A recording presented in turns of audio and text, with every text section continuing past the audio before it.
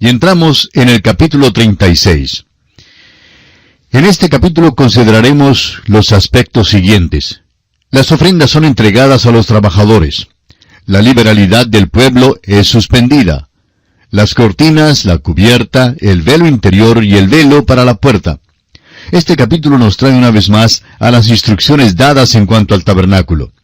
Las instrucciones tienen mucha importancia porque el tabernáculo es el retrato del Hijo de Dios, Cristo Jesús. Lo revela a Él. Leamos el primer versículo de este capítulo 36 de Éxodo. Así pues, Bezaleel y Aholiab, y todo hombre sabio de corazón, a quien Jehová dio sabiduría e inteligencia, para saber hacer toda la obra del servicio del santuario, harán todas las cosas que ha mandado Jehová. Aquí vemos que un gran número de hombres se ocuparon en la construcción del tabernáculo. Ahora el encargado era Bezaleel. Sigamos adelante y leamos el versículo 2 de Éxodo 36. Y Moisés llamó a Bezaleel y a Aholiab y a todo varón sabio de corazón, en cuyo corazón había puesto Jehová sabiduría, todo hombre a quien su corazón le movió a venir a la obra para trabajar en ella. Note usted que aquí hay algo que es muy importante y esencial en la obra del Señor. Si es que usted está sirviendo de mala gana al Señor, no le sirva así. Dios no puede usar esa clase de actitud. Los que están construyendo el tabernáculo son hombres que están grabando unos muebles bellos que van a ser usados en la adoración del Señor. Esto no es para ellos simplemente una tarea. Ellos no están pendientes siempre de la hora de salida. No son miembros de ningún sindicato. No trabajan solamente durante ciertas horas de la semana y luego paran. No están construyendo el tabernáculo porque están obligados a trabajar. Durante los años pasados habían servido como esclavos y ahora una vez más están trabajando como si fueran esclavos, pero esta vez trabajan porque quieren trabajar de su propia voluntad. Note usted que sirven de buena gana, y esa, amigo oyente, es la manera en la cual nosotros debemos servir al Señor. Una vez un predicador joven dijo a otro predicador más anciano: «A mí me gusta el ministerio, pero no me gusta predicar». Ante tal declaración, el predicador anciano le aconsejó salir del ministerio, porque el ministerio no es el lugar para el hombre a quien no le gusta mucho estudiar la palabra de Dios. Si un predicador no puede cumplir su trabajo con entusiasmo, ni predicar con entusiasmo, entonces no debe estar en el ministerio. Hay predicadores que van al púlpito a predicar, y qué batallar, qué esfuerzo, pero qué falta de entusiasmo. Amigo oyente, si usted no puede predicar, ni servir al Señor con energía, con vigor y con vitalidad, no predique. Dios no quiere el servicio de aquellos que preferirían más bien hacer otra cosa. Fíjese usted que Bezaleel se precipita a toda prisa. ¿Se dirige acaso a un juego de fútbol, o a un juego de béisbol, o a alguna fiesta? No, amigo oyente, Bezaleel va a trabajar para el Señor. Al llegar al próximo domingo, si los creyentes asistieran a la iglesia llenos de entusiasmo, todo el pueblo pronto asistiría para ver lo que está pasando en la iglesia. Tendríamos un verdadero avivamiento. La obra de Dios debe ser hecha con gozo y con felicidad. Debemos servirle con alegría. El apóstol Pablo nos dice en su carta a los Romanos capítulo 14 versículo 5, «Uno hace diferencia entre día y día, otro juzga iguales todos los días. Cada uno esté plenamente convencido en su propia mente». Así, amigo oyente, es como debemos servir al Señor. Debemos estar plenamente convencidos de que le estamos sirviendo porque queremos servirle y porque estamos ansiosos de agradarle. Una vez más, en su primera carta a los Corintios, capítulo 9, versículo 16, Pablo dice: «Pues si anuncio el Evangelio, no tengo por qué gloriarme, porque me es impuesta necesidad. Y ay de mí, si no anunciar el Evangelio». Pablo anhelaba predicar el Evangelio. Aquellos 300 hombres de Gedeón no doblaron sus rodillas para beber las aguas.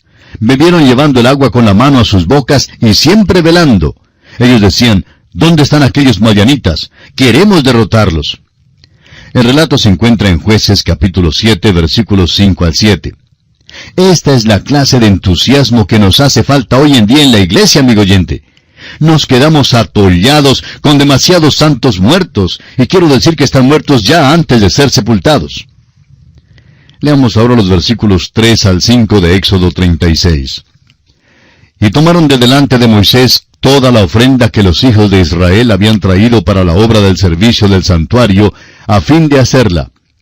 Y ellos seguían trayéndole ofrenda voluntaria cada mañana, tanto que vinieron todos los maestros que hacían toda la obra del santuario, cada uno de la obra que hacía, y hablaron a Moisés diciendo, «El pueblo trae mucho más de lo que se necesita para la obra que Jehová ha mandado que se haga». Este es el único lugar de que hay constancia que sepamos donde se hizo necesario pedirle al pueblo que dejara de ofrendar. Ofrendaron muchísimo más de lo que era necesario para construir y amueblar el tabernáculo. Nunca antes hemos oído hablar de una ofrenda así como esta. Fue en realidad un milagro. Veamos ahora el versículo 6. Entonces Moisés mandó pregonar por el campamento diciendo, «Ningún hombre ni mujer haga más para la ofrenda del santuario». Así se le impidió al pueblo ofrecer más. Moisés les exige a los israelitas que no ofrenden más, y las ofrendas tuvieron que ser suspendidas porque ya habían traído lo suficiente. Esto de veras es asombroso, a la luz del hecho de que los israelitas acababan de salir de la esclavitud. Nunca antes habían poseído nada, y ahora que disfrutaban de estas riquezas, es de esperarse que no estarían tan dispuestos a regalarlas. Sin embargo, ofrendaron generosa y gozosamente y con entusiasmo a su Dios. Cualquier cosa que hagamos por Dios, debemos hacerla así de esta manera.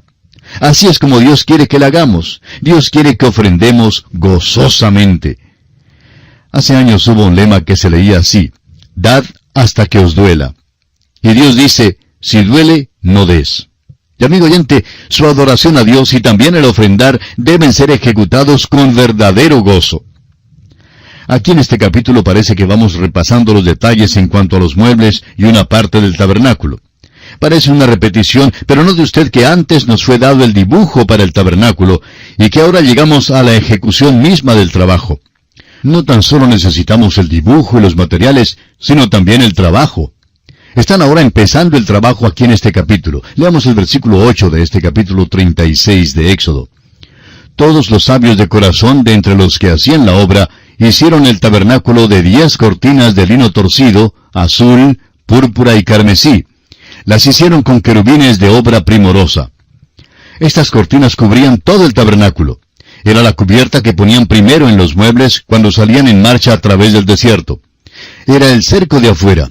Este lino torcido habla de la justicia de Cristo, habla de su carácter y de su obra, habla de la justicia que Él provee para que podamos ser vestidos para así pararnos ante la presencia de Dios.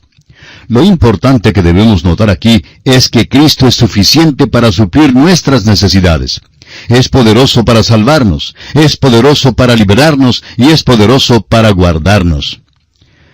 Y pasamos ahora a las tablas y las basas. Las cortinas de pelo de cabra, la cubierta de pieles de carneros teñidas de rojo, y las tablas y las basas también hablan de la persona de Cristo de una u otra manera.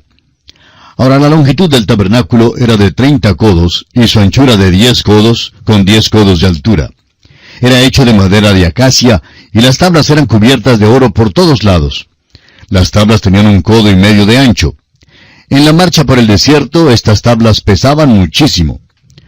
Todos los muebles eran llevados en los hombros de los sacerdotes de la tribu de Leví. Las tablas de oro estaban en posición vertical, pero cada una tenía ciertas basas que encajaban en basas de plata, y todo el tabernáculo reposaba sobre plata.